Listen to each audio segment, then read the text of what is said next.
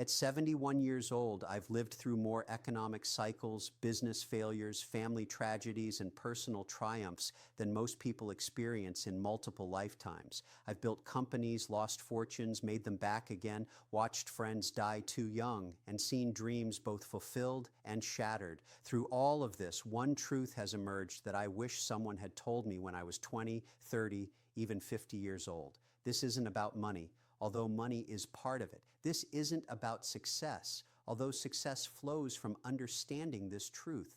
This is about the fundamental reality of human existence that most people spend their entire lives avoiding, denying, or simply never realizing until it's too late to do anything meaningful about it. I'm sharing this with you because I've reached an age where legacy matters more than profit, where wisdom matters more than being right, and where helping others avoid the mistakes I made matters more than protecting my competitive advantages. At 71, you start thinking about what you'll be remembered for, what impact you actually had on the world beyond just accumulating wealth. The hard truth I've learned is this: time is the only currency that matters, and most people spend their entire lives being financially and emotionally bankrupt with time without even realizing it. They treat time like it's unlimited, like there will always be more opportunities tomorrow, like they can always start over next year or next decade. But time isn't renewable. Every day you waste is gone forever. Every opportunity you postpone may never come again. Every relationship you neglect may end before you have a chance to repair it. Every dream you defer may become impossible as your capabilities or circumstances change. I see people in their 40s and 50s still talking about what they're going to do someday when they have more time, more money, more energy. I see people in their 60s finally realizing they've spent decades living other people's expectations instead of their own dreams. I see people in their 70s filled with regret about all the things they never attempted, never said, never experienced. This realization hit me hardest when I was 55 and my father died suddenly. He was a brilliant man who had spent his entire career building someone else's business, always planning to start his own company when he retired. He never got the chance. All those plans, all that knowledge, all that potential died with him. I realized I was following the same path, always focused on the next deal, the next opportunity, the next accumulation of wealth, without asking whether I was actually building the life I wanted to live. That's when I understood the difference between being busy and being productive, between making money and building wealth, between achieving success and finding fulfillment. Most people confuse activity with progress. They stay busy to avoid confronting the reality that they're not actually moving toward anything meaningful. The business world rewards this confusion. Companies want employees who will sacrifice their time, their health, their relationships for quarterly results. Society celebrates people who work 80-hour weeks and call it dedication. We've created a culture that mistakes exhaustion for accomplishment and burnout for success. But here's what I learned through decades of making this mistake myself. No amount of money can buy back wasted time. No amount of success can compensate for relationships you neglected. No amount of achievement can fill the emptiness that comes from living someone else's definition of success instead of your own. I spent my 30s and 40s building businesses and accumulating wealth, thinking that financial security would give me the freedom to live the life I really wanted. I kept telling myself that I would focus on family, health, and personal fulfillment once I reached certain financial milestones. The problem is, those milestones kept moving, and the habits I developed during the accumulation phase became the prison that trapped me during the years when I should have been enjoying the fruits of my labor. The hardest part about this truth is that you can't fully understand it intellectually. You have to feel it emotionally, and most people don't feel it until they're facing mortality, either their own or someone close to them. Young people think they have unlimited time. Middle-aged people think they'll have energy and opportunity forever. It's only when you reach my age that you realize how quickly it all goes by and how little of it you actually controlled. But recognizing this truth earlier in life is the key to everything else. It changes how you make decisions about career, relationships, money, health, everything. When you truly understand that time is finite and irreplaceable, you stop wasting it on things that don't matter and start investing it in things that do.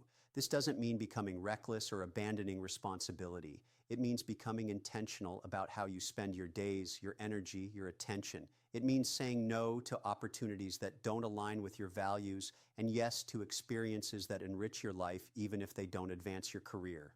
The people I know who are happiest in their later years aren't necessarily the ones who accumulated the most wealth or achieved the most conventional success. They're the ones who figured out early what truly mattered to them and had the courage to pursue it consistently over time. They understood that life is about experiences, relationships, and personal growth, not just financial accumulation. I wish I had understood this when I was building my first company. I would have spent more time with my children when they were young instead of always focusing on the next business deal. I would have traveled more, taken more risks, said yes to more adventures. I would have prioritized my health and relationships instead of treating them as secondary to my business objectives. The tragedy is that most people figure this out too late. They spend their prime years sacrificing everything that matters for goals that, once achieved, don't provide the satisfaction they expected. Then they spend their later years trying to recover the relationships, health, and experiences they sacrificed, often unsuccessfully. But it doesn't have to be this way. You can learn from my 71 years without having to live through all the mistakes I made. You can start today, regardless of your age, to align your daily choices with this fundamental truth about time and life. Once you truly grasp that time is your only irreplaceable asset, everything about how you approach major life decisions changes fundamentally. Career choices that seemed obvious suddenly require different evaluation criteria. Relationships that you took for granted become precious and worthy of serious investment. Financial decisions shift from pure accumulation to creating freedom and options. Let me tell you how this realization completely changed my approach to business. For most of my career, I evaluated opportunities based solely on potential financial returns and strategic advantages. I would spend months analyzing market conditions, competitive landscapes, and profit projections, but I rarely asked myself the most important question: is this the best use of my remaining time on Earth? After understanding this truth, I started applying what I call the deathbed test to every major decision. When I'm 90 years old and looking back on my life, will I be glad I spent 2 years of my precious time on this project? Will this opportunity create memories, relationships, or experiences that I'll value more than the money it might generate? This perspective led me to turn down several lucrative business opportunities that would have required me to spend years working with people I didn't respect on projects that didn't inspire me. Instead, I started focusing on ventures that combined financial potential with personal fulfillment, opportunities to mentor young entrepreneurs, and projects that could have positive impacts beyond just generating profits. The same principle applies to relationships, and this might be the most important area where people waste their finite time. I see people spending years trying to fix relationships with family members, friends, or romantic partners who consistently demonstrate that they don't value or reciprocate the effort being invested. They stay in these draining relationships out of guilt, obligation, or fear of being alone. But when you understand that time is irreplaceable, you realize that investing years of your life in relationships that don't bring joy, growth, or mutual support is one of the most expensive mistakes you can make. This doesn't mean abandoning people at the first sign of difficulty. It means being honest about which relationships enhance your life and which ones drain your energy and happiness. At 71, I can tell you with absolute certainty that the relationships that matter most are the ones where both people bring out the best in each other, where there's genuine care and respect, where spending time together feels energizing rather than exhausting. These relationships are rare and precious, and they deserve the majority of your social and emotional investment. The hard truth about money becomes clearer with this perspective too. Money is important because it provides security and creates options, but beyond a certain point, accumulating more money costs more in time and stress than it provides in additional life satisfaction. The question isn't how much money you can make, but how much money you need to live the life you actually want. I spent decades in the accumulation phase, always focused on the next financial milestone, the next level of wealth that would finally provide security and freedom. But I learned that financial security isn't about reaching a specific number in your bank account. It's about having enough money to make choices based on what you value rather than what you need financially. This realization led me to completely restructure my financial life around creating maximum flexibility and minimum stress. Instead of constantly pursuing higher returns through complex investments and business ventures, I focused on building a portfolio that would provide steady income without requiring constant management and worry. Peace of mind became more valuable than maximum profits. The health implications of this truth are enormous, and this is where most people make their costliest mistakes. They sacrifice their health during their prime earning years, assuming they can recover it later when they have more time and money. But health doesn't work that way. The damage you do to your body and mind in your 30s, 40s, and 50s often becomes irreversible by the time you have the motivation to address it. I see successful business people who spent decades eating poorly, sleeping inadequately, and avoiding exercise because they were too busy building their careers. By the time they retire and want to enjoy their wealth, their bodies can't support the activities they dreamed about. They have the money to travel the world, but they don't have the energy or mobility to enjoy it. Understanding that time is finite means prioritizing your health as one of your most important investments, not just because health affects longevity, but because health affects the quality of every day you have remaining. Being wealthy but unhealthy in your later years is a tragic waste of all the time you spent building that wealth. This perspective also changes how you think about risk and security. Most people become more risk-averse as they age because they have more to lose and less time to recover from setbacks. But when you understand that time is your most valuable asset, you realize that the biggest risk is wasting your remaining years on safe, predictable activities that don't provide growth, excitement, or fulfillment. At my age, I'm more willing to take certain kinds of risks than I was when I was younger. Not financial risks that could jeopardize my security, but personal risks that could lead to new experiences, deeper relationships, or greater personal satisfaction. I'm more likely to say yes to adventures, more willing to be vulnerable in relationships, more open to trying things that might not work out perfectly.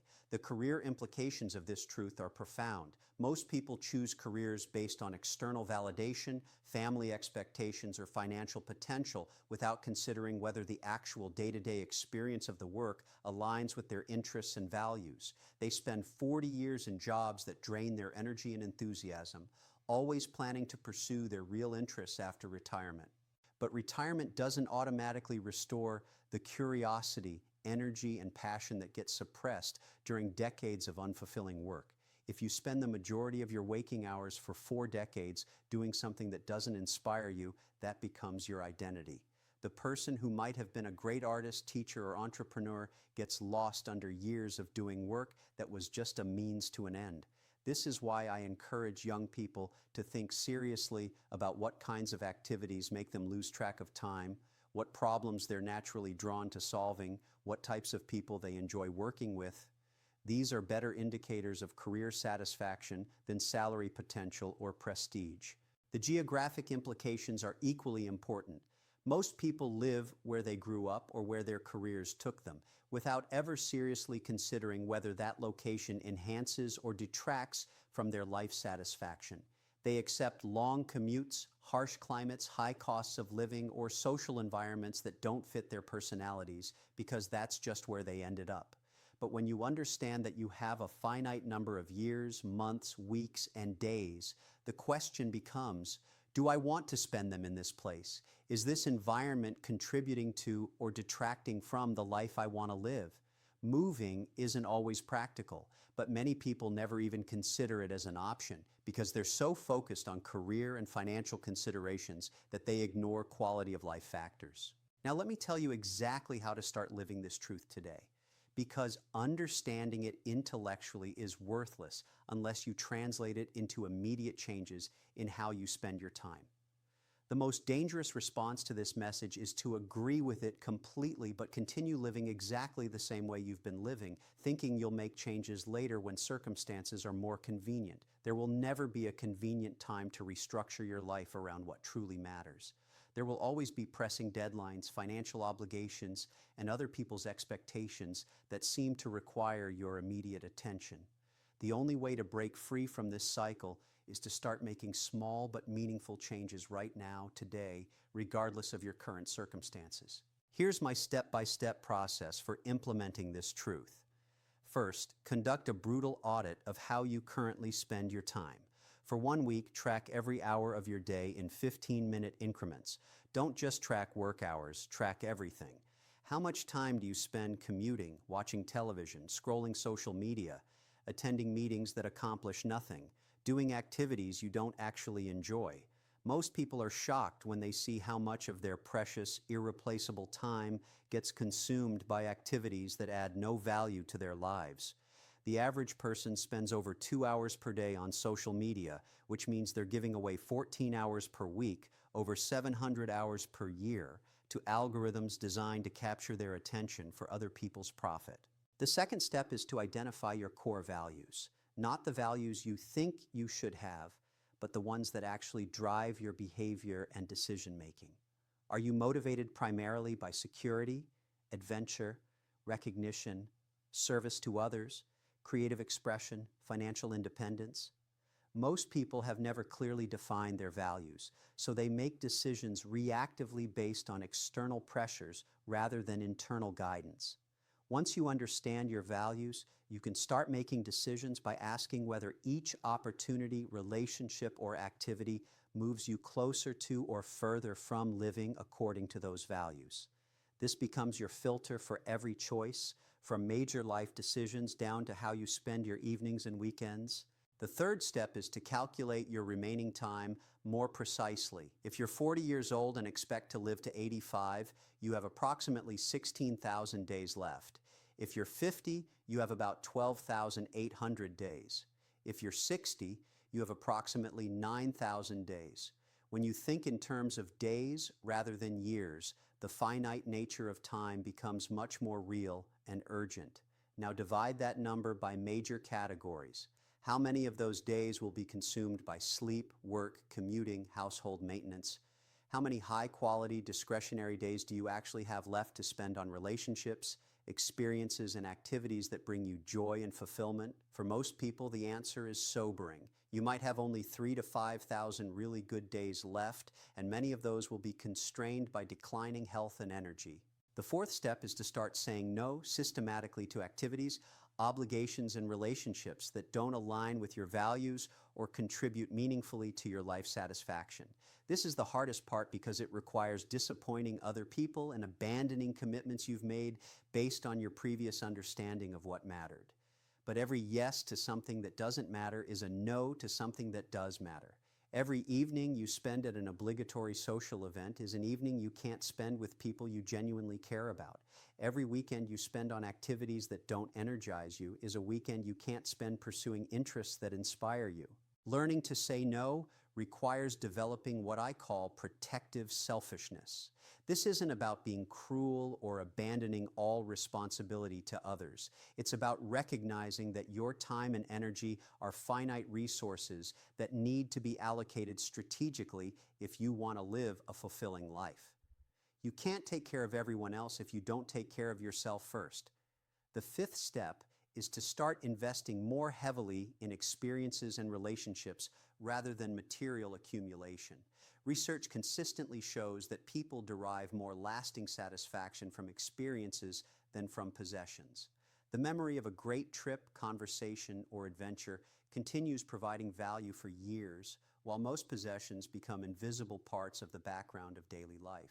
This doesn't mean living recklessly or ignoring financial security. It means being more thoughtful about the trade-offs between working additional hours to afford things you probably don't need versus spending that time on activities and relationships that create lasting memories and deeper satisfaction.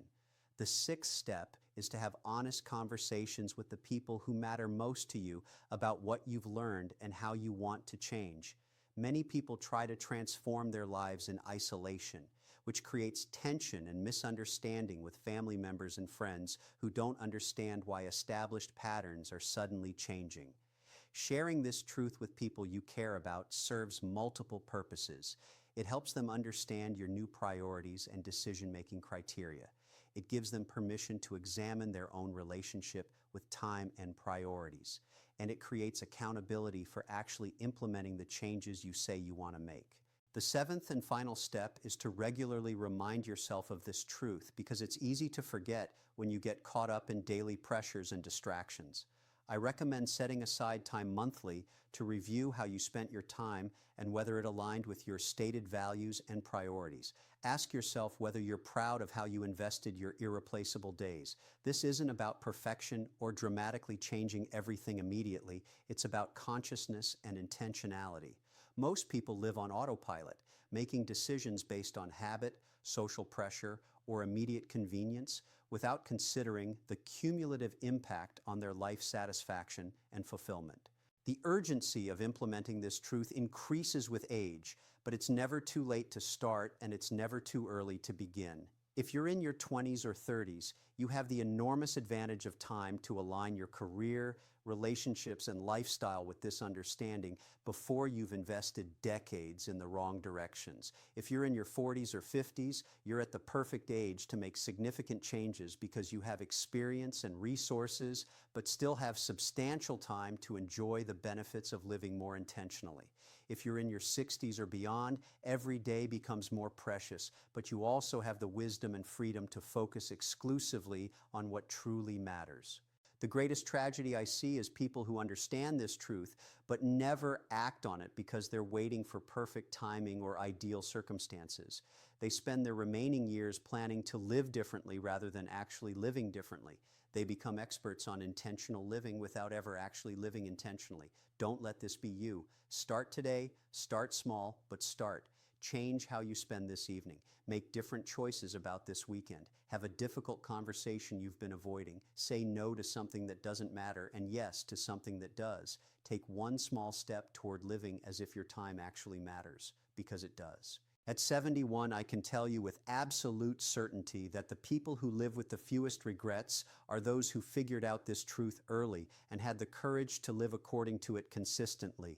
The size of their bank accounts, the prestige of their careers, the impressiveness of their possessions, none of that matters as much as whether they spent their irreplaceable time on things that brought meaning, growth, and joy to their lives. If this message resonates with you, if you're ready to stop wasting your precious finite time on things that don't matter, then share this video with someone you care about. Subscribe to this channel if you want more wisdom about living intentionally and building real wealth, not just financial wealth, but wealth of experience and relationships. Leave a comment and tell me how you're going to start implementing this truth in your own life. What are you going to stop doing? What are you going to start prioritizing? What conversation are you going to have? What change are you going to make? The community of people who understand this truth needs to support each other because the world is constantly pulling us back toward living unconsciously.